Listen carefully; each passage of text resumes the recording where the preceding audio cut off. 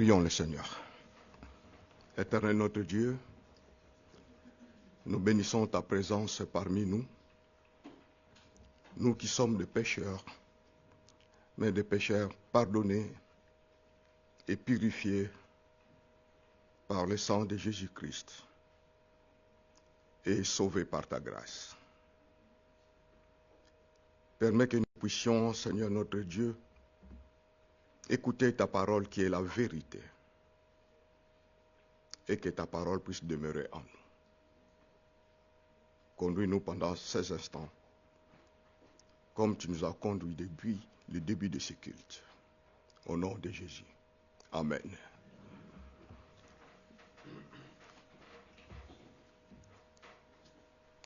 Ouvrons nos Bibles, frères et sœurs, dans Matthieu chapitre 3.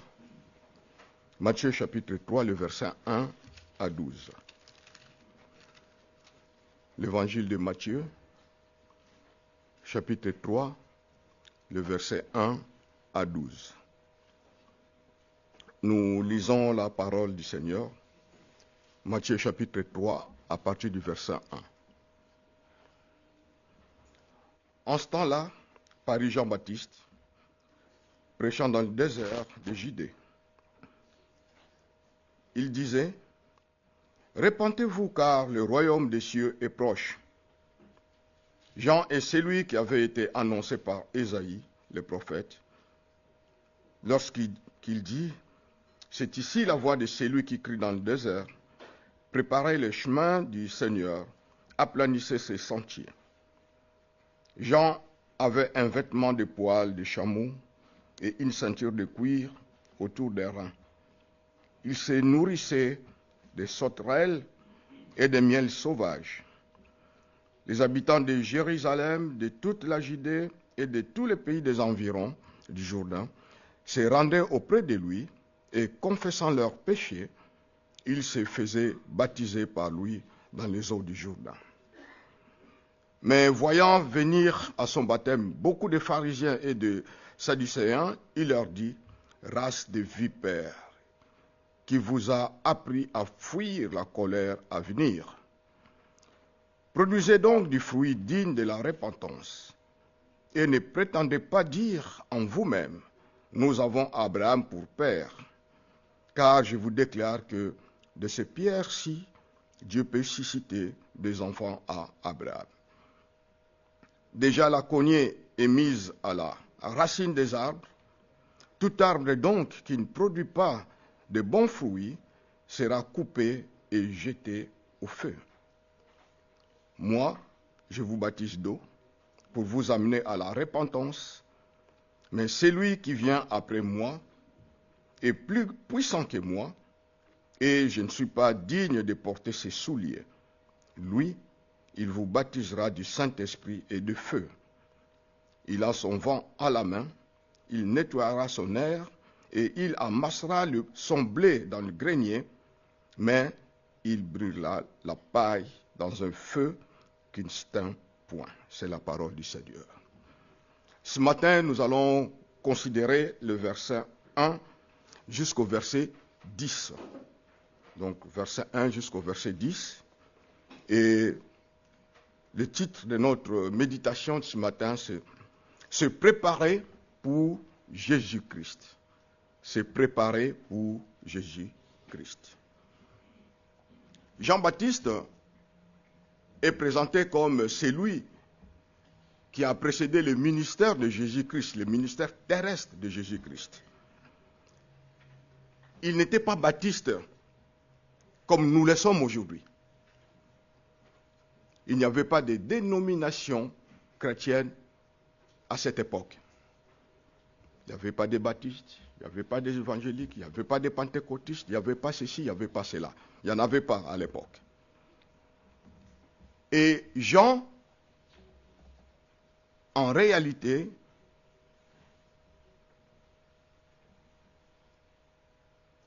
son nom n'était pas Jean-Baptiste.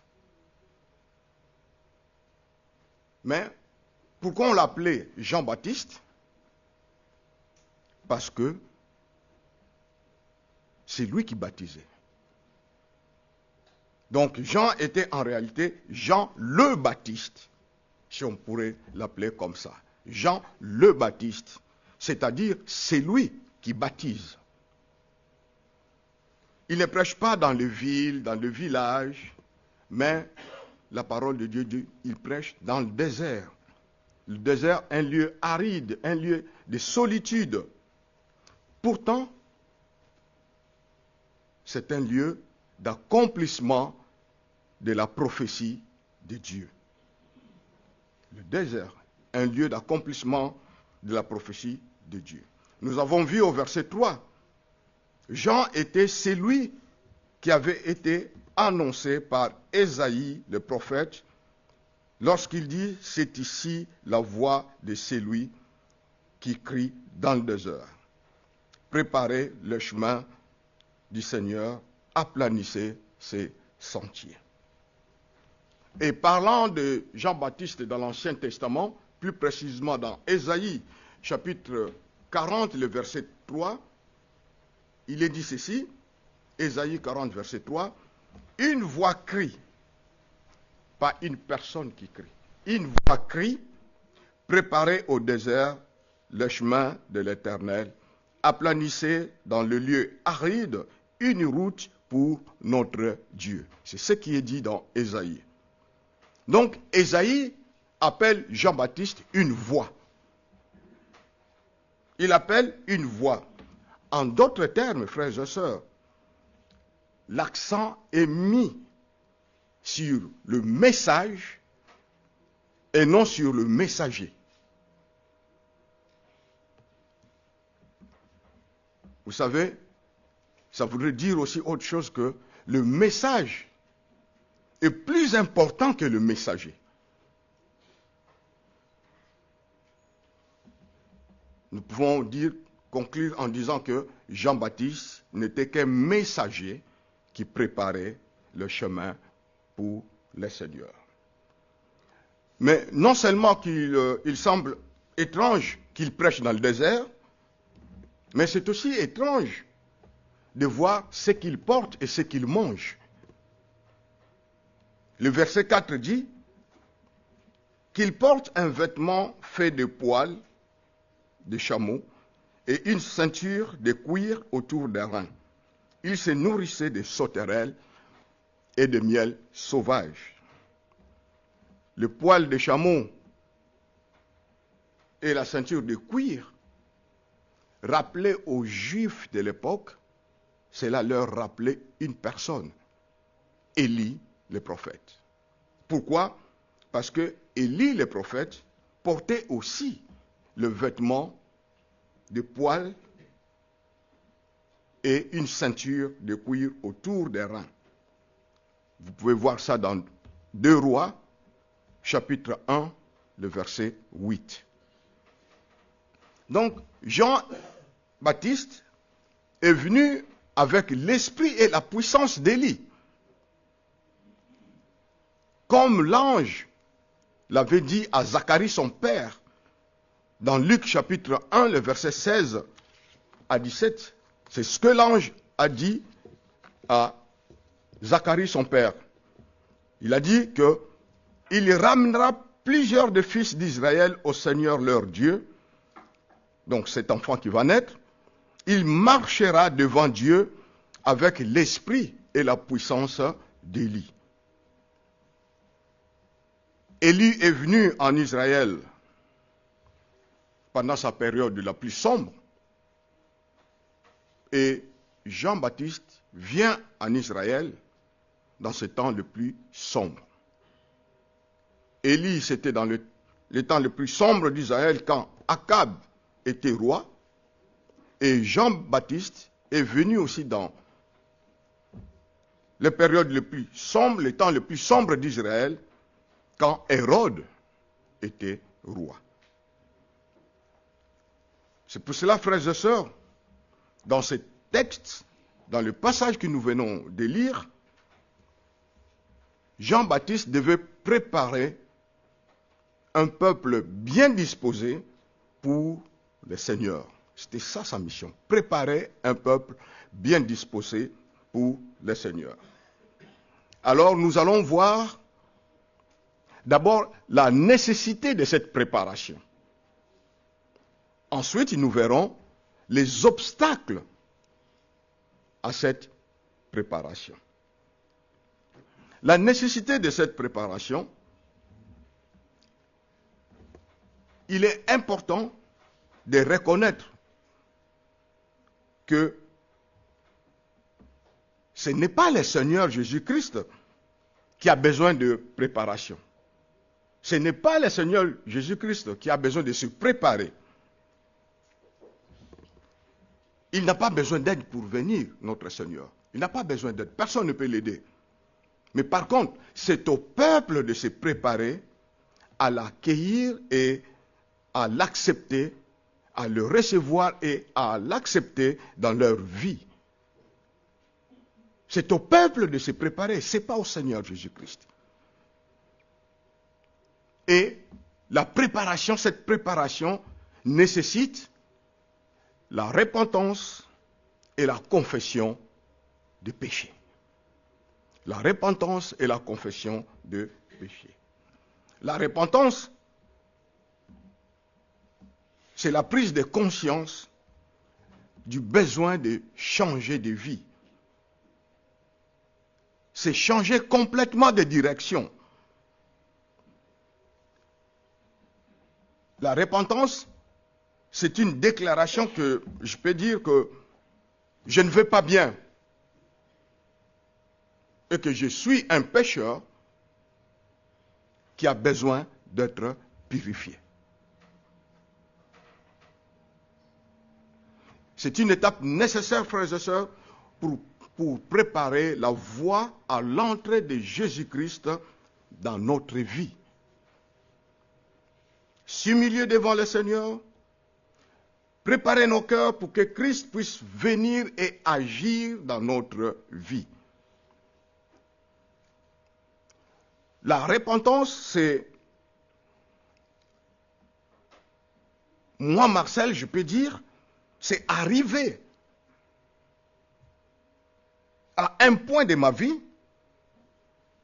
où je peux dire, Dieu a raison et moi j'ai tort. Si vous ne pouvez pas dire, frères et sœurs, Dieu a raison et j'ai tort, il ne vous reste qu'une seule option. Une seule option, laquelle, c'est de dire, j'ai raison, Dieu a tort. C'est très important, frères et sœurs.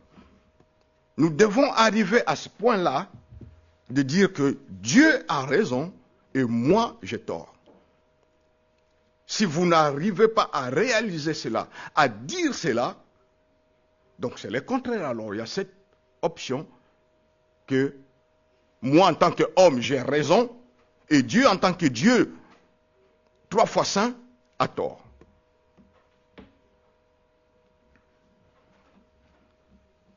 Et je pense que personne ne souhaite vraiment aller dans cette direction, dire à Dieu qu'il a tort et que moi j'ai raison.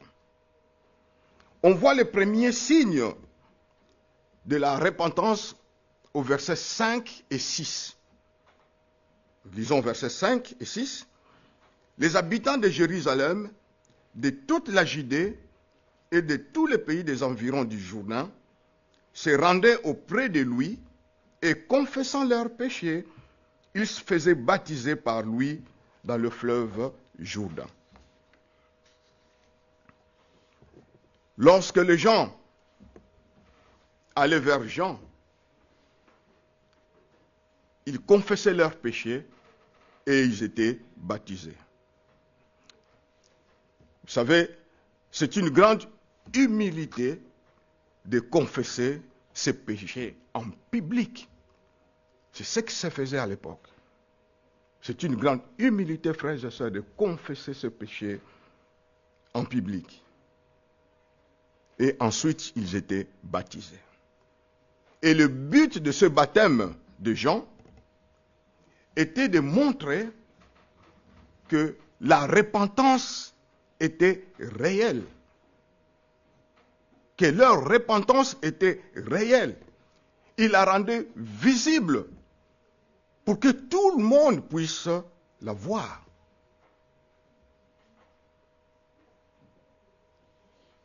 Une petite parenthèse, le baptême de Jean-Baptiste de l'époque n'était pas comme le baptême que nous pratiquons aujourd'hui. N'était pas le même baptême que le baptême chrétien aujourd'hui. Parce que ce baptême de Jean-Baptiste n'était qu'un rite religieux, signifiant la confession des péchés et un engagement à vivre une vie sainte dans l'attente de la venue du Messie, dans l'attente de la venue de Jésus-Christ. Mais frères et sœurs, vous ne pouvez pas vous repentir sans avoir la foi en Jésus-Christ. Vous ne pouvez pas vous repentir sans croire en Jésus-Christ. Et vous ne pouvez pas mettre votre foi en Jésus-Christ sans vous repentir. La repentance et la foi vont ensemble. Et le message de Jean-Baptiste était simple. Repentez-vous, car le royaume des cieux est proche. La plupart des prédicateurs prêchent un message différent chaque dimanche. Chaque dimanche, nous prêchons un message différent. Mais Jean-Baptiste a toujours prêché la même chose, le même message. Repentez-vous, car le royaume des cieux est proche. Et c'est le même message que Jésus-Christ a utilisé pour commencer son ministère terrestre. Nous lisons dans Matthieu, chapitre 4, le verset 17, nous lisons ceci. De ce moment, Jésus commença à prêcher et à dire, repentez-vous, car le royaume des cieux est proche. C'est le même message aussi que Jean-Baptiste prêchait. L'appel à la repentance, frères et sœurs, fait partie du message de l'Évangile. Aujourd'hui. Jésus-Christ a dit dans, ne cherchez pas, je vais lire pour vous, le Seigneur Jésus-Christ a dit dans Luc chapitre 24, le verset 46 en 47, il a dit ceci, je vais lire pour vous. Ainsi, il est écrit que le Christ souffrirait et qu'il ressusciterait des morts le troisième jour, et que la repentance et le pardon des péchés seraient prêchés en son nom à toutes les nations, à commencer par Jérusalem. Donc l'appel à la repentance fait partie du message de l'Évangile. Il n'y a pas de bonnes nouvelles sans repentance. Et l'apôtre Pierre en a fait la priorité dans sa prédication, si vous lisez le livre des Actes des Apôtres, plus précisément dans Actes des Apôtres chapitre 2, le verset 38, l'apôtre Paul a dit ceci, « Repentez-vous et que chacun de vous soit baptisé au nom de Jésus-Christ pour le pardon de vos péchés et vous recevrez les dons du Saint-Esprit. » Frères et sœurs, nous devons confesser nos péchés. Reconnaître que Christ est mort sur la croix à cause de nos péchés et cesser de nous y accrocher. Ce n'est pas seulement pendant notre conversion que nous avons besoin de la repentance, c'est tous les jours de notre vie que nous avons besoin de nous repentir. Demander pardon à Dieu, c'est tous les jours.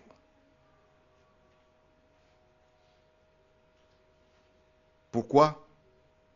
Je vais prendre un exemple. Le matin, quand on se lève, on prend la douche, on est propre. Certains sont bien parfumés. Ça sent bon dans le métro, dans le train, dans le bus. Mais le soir, quand on revient du travail, ce n'est pas la même chose. Quand on revient du travail, le soir, pas souvent, on prend d'abord une douche pour qu'on puisse redevenir propre. Pourquoi? Parce que de la maison jusqu'au travail, on s'est sali, on a transpiré.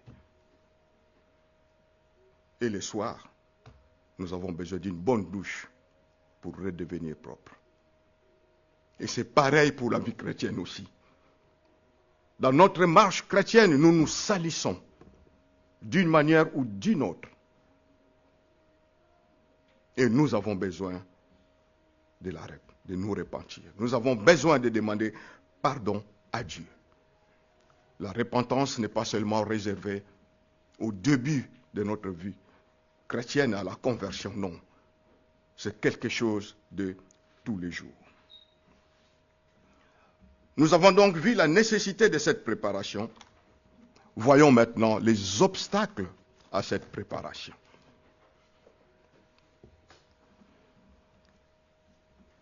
La repentance ne consistait pas seulement à confesser les péchés, et le baptême en lui-même n'était pas suffisant. Il fallait que leur vie se tourne véritablement vers Dieu. Lorsque les pharisiens et les sadducéens venaient pour se faire baptiser, ils n'étaient pas sincères. Ils n'étaient pas sincères.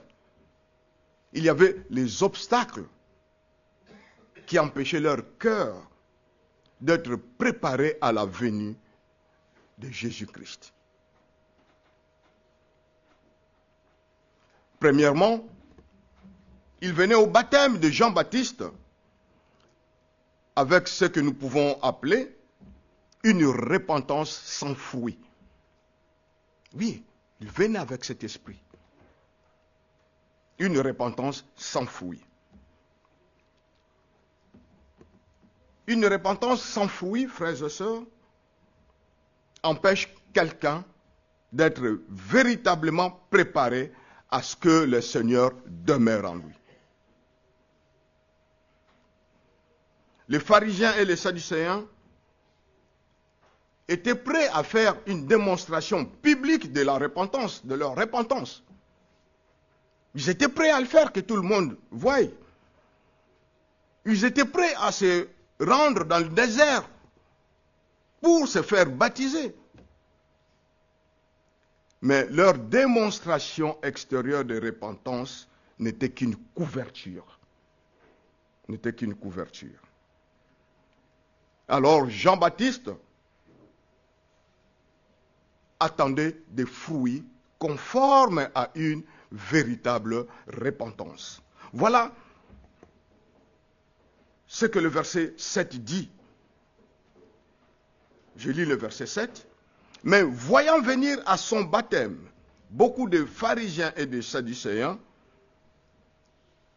il leur dit: race de vipères, qui vous a appris à fuir la colère à venir? Produisez donc du fruit digne de la repentance. Produisez donc du fruit digne de la repentance. Jean-Baptiste se montre sévère envers les pharisiens et les sadducéens, les qualifiant même des races de vipères. Pourquoi? Ils n'étaient pas prêts pour Jésus-Christ. Et lorsque Jésus est venu, ils ne l'ont pas accepté. Ils suivaient les lois et les ordonnances, mais leur cœur était loin du Seigneur. Vous ne pouvez pas avoir une vraie repentance sans une vie entièrement tournée vers Jésus-Christ comme votre Seigneur et Sauveur. Jamais. Jamais. De toutes les façons, à propos des pharisiens et des sadducéens, voici ce que Jésus-Christ plus tard leur dira. Dans Matthieu 23, le verset 27 à 28, je lis pour vous. Jésus-Christ leur dira plus tard, « Malheur à vous, scribes et pharisiens, hypocrites, parce que vous ressemblez à des sépulcres blanchis qui paraissent beaux au dehors et qui au dedans sont pleins d'ossements de mort et de toute espèce d'impureté. Vous de même au dehors, vous paraissez juste aux hommes, mais au dedans, vous êtes pleins d'hypocrisie et d'iniquité. » Voilà ce que le Seigneur dira plus tard à ce pharisien. Le deuxième obstacle qui les empêchait d'être préparés pour la venue de Jésus-Christ est mentionné au verset 9. Le verset 9 dit ceci, « Ne prétendez pas dire en vous-même, nous avons Abraham pour père, car je vous déclare que ce pierre-ci peut susciter des enfants à Abraham. » Il pensait remplacer la vraie repentance parce que nous pouvons appeler, parce que moi j'appelle une confiance mal placée. Parce qu'ils descendaient d'Abraham. Ils avaient confiance, ils ont placé leur confiance en cela. Parce qu'ils étaient les descendants d'Abraham. C'était une confiance mal placée. Et pensaient qu'ils avaient automatiquement une relation profonde avec Dieu. Non, c'est faux, ce n'était pas vrai. Ils croyaient que tout péché commis dans leur vie était compensé par le fait qu'ils étaient le peuple élu de Dieu. Non, ce n'était pas vrai. Et frères et sœurs, c'est un piège dans lequel beaucoup de gens tombent.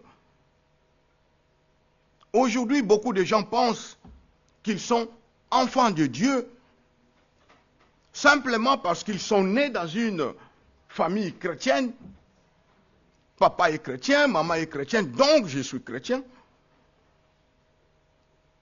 Ils pensent que parce qu'ils ont grandi dans une famille chrétienne et avoir été éduqués dans la foi chrétienne, que je suis automatiquement enfant de Dieu. Non, frères et sœurs. Non. Il n'y a pas de privilège particulier devant Dieu. Il n'y en a pas. Il n'y en a pas. Car Dieu, devant Dieu, la Bible dit, il n'y a point de favoritisme. Il n'y a point de favoritisme. La Bible dit dans Jean, chapitre 1, le verset 12, qui est enfant de Dieu? La Bible dit, mais à tous ceux qui l'ont reçu, à ceux qui croient en son nom, elle a donné le pouvoir de devenir enfant de Dieu. Si tu crois au Seigneur Jésus-Christ, si tu l'as reçu dans ta vie comme étant ton Seigneur et Sauveur, là tu es un enfant de Dieu. C'est pas parce que mon père est chrétien, ma mère est chrétienne, Non, ce n'est pas ça. Et les pharisiens et les sadducéens croyaient en cela. Parce qu'ils sont les descendants d'Abraham, ils pensaient qu'ils étaient enfants de Dieu. Non, ce n'est pas ça. Ça ne dépend pas de cela. Pour avoir une relation profonde avec Jésus-Christ, il est nécessaire, frères et sœurs, de préparer le cœur à une repentance sincère. Préparer nos cœurs à une repentance sincère. Voyons alors le dernier obstacle qui les empêchait d'être préparés pour la venue de Jésus-Christ. Mais je voudrais dire un petit mot avant que la repentance, je répète en quelque sorte ce que j'ai dit avant, la repentance, c'est quelque chose de tous les jours. Et vraiment, je voudrais insister là-dessus. Parce que chacun d'entre nous, nous nous salissons dans notre marche chrétienne. Excusez-moi de revenir là-dessus. Chacun de nous, nous nous salissons dans notre marche chrétienne. Et nous avons toujours besoin de demander pardon à Dieu. Pour des choses que nous commettons, pour des fautes que nous commettons, des fautes pour lesquelles nous sommes des fois conscients, des fois inconscients, mais nous avons besoin de demander pardon à Dieu, de nous repentir, afin de rétablir notre relation avec notre Seigneur. Le dernier obstacle qui les empêchait d'être préparés pour la venue de Jésus-Christ, c'est que les pharisiens et les sadducéens ne se rendaient pas compte de la situation désespérée dans laquelle ils se trouvaient. Ils ne se rendaient pas compte. Il y avait urgence, une urgence. Eux ne se rendaient pas compte. Le verset 10 dit ceci. Déjà la hache, dans d'autres versions, la cognée, déjà la hache est déjà à la racine des arbres. Tout arbre qui ne produit pas de bons fruits sera coupé et jeté au feu. Le fait que la hache soit à la racine des arbres signifie une destruction totale. Tout arbre qui ne produit pas de bons fruits sera coupé et jeté au feu. Cela représente une image du jugement concernant le péché, si ces péchés ne sont pas confessés. Le jugement arrive. Jean-Baptiste leur dit, le jugement arrive, mais vous n'êtes pas prêts. Vous n'êtes pas prêts. Vous devez vous repentir. Et vous devez le faire. Pas demain, mais aujourd'hui, maintenant. Les pharisiens et les sadducéens avaient péché dans leur cœur, mais ils ne ressentaient pas d'urgence quant à leur situation. Ils ne le ressentaient pas. Alors que le message des gens était urgent. Repentez-vous car le royaume des cieux est proche. Vous savez, des fois on remet à demain ce qu'on peut faire aujourd'hui. Ne le faisons pas, frères et sœurs. Si la parole de Dieu touche ton cœur, ne le faites pas. Viens au Seigneur. Certains disent, je suis encore trop jeune. Oh, j'ai le temps. Mais oui, tu es jeune. Tu as le temps, oui. Est-ce que tu connais le lendemain? Car le lendemain ne nous appartient pas. Tu ne sais pas ce qui peut arriver. Même moi qui vous parle, je ne sais pas ce qui peut arriver. Il est 12h30. Je ne sais pas ce qui peut arriver à 12h35, à 12h45, à 12h40. Je peux quitter ce monde. Et les pharisiens ne se rendaient pas compte de cela. C'est pour cela que quand vous écoutez la parole de Dieu, prenez une décision maintenant. Repentez-vous, car le royaume des cieux est proche. Paul dit dans 2 Corinthiens chapitre 6, le verset 2, il dit ceci. Voici maintenant le temps favorable. Voici maintenant le jour du salut. C'est maintenant. Pas demain. Pas après-demain. C'est maintenant le jour du salut. Aujourd'hui est le jour du salut. Pour revenir un peu en arrière concernant les obstacles, attention, ça peut être aussi un obstacle de renvoyer ta décision pour demain ou après-demain. C'est un obstacle aussi qui peut t'empêcher aussi à te préparer à recevoir Jésus-Christ. Beaucoup de gens le font. Ah, j'attendrai quand j'aurai 50 ans. J'attendrai quand j'aurai 60 ans. Ah, je suis encore jeune. Ah, je dois encore finir ceci ou cela. Tout ça sont des obstacles qui nous empêchent, qui vous empêchent à préparer votre cœur pour recevoir Jésus-Christ dans votre vie comme étant votre Seigneur et Sauveur. Pour finir, frères et sœurs, je me résume en ceci.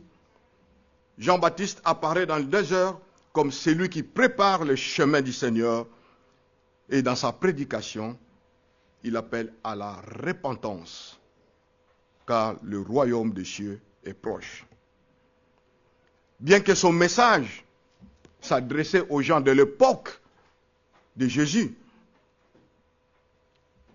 mais le même principe s'applique aussi pour nous aujourd'hui. C'est le même principe qui s'applique encore pour nous aujourd'hui. Comment vous vous préparez pour Jésus-Christ? Êtes-vous prêt pour lui? Êtes-vous prêt à ce que ce Seigneur guide et dirige votre vie? Êtes-vous prêt? Chaque fois que la parole de Dieu contredit quelque chose dans notre vie, nous devons dire, Dieu a raison et j'ai tort. N'essayez même pas de vous justifier. Quand vous réalisez que la parole de Dieu dit ceci et que moi je fais le contraire, vous devez dire, Dieu a raison et moi j'ai tort. Et vous devez vous repentir, demander pardon à Dieu. La repentance véritable conduit toujours à une vie transformée et produit des fruits dignes de la repentance. Et le baptême, s'il faut dire un petit mot, est un acte public de repentance et de foi. Si vous croyez, vous devez être baptisé. Si vous avez vraiment la foi en Jésus-Christ, vous devez être baptisé. Pas de fruits signifie pas de repentance. Pas de foi en Jésus-Christ signifie pas de salut. Et frères et sœurs, en commençant par moi-même, réalisons cela et appliquons la parole de Dieu dans notre vie. Je termine par le passage de 2 Pierre, chapitre 3, verset 9. Je termine par la lecture de ce passage. 2 Pierre, chapitre 3, verset 9. La parole de Dieu dit ceci.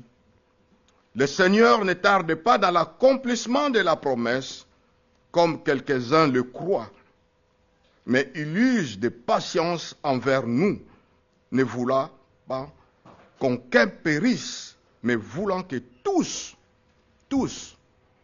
arrivent à la repentance. Prions le Seigneur. Éternel notre Dieu, tu connais nos cœurs. Tu nous connais mieux que nous-mêmes, Seigneur. Car rien n'est caché devant ta face. Merci pour ta parole qui est la vérité. Seigneur, nous voulons tout simplement te dire, Seigneur, si nous avons offensé, si nous ne sommes pas conduits selon ta parole, Seigneur, nous te demandons pardon. Nous te demandons pardon, Seigneur. Ton peuple est présent et chacun de ton peuple sait comment il a marché et comment il marche dans sa vie, Seigneur. Que chacun de nous puisse réaliser cela et qu'il puisse se repentir de toutes choses, Seigneur, qui n'ont pas donné honneur et gloire à ton nom. Nous t'avons ainsi prié, au nom de Jésus. Amen.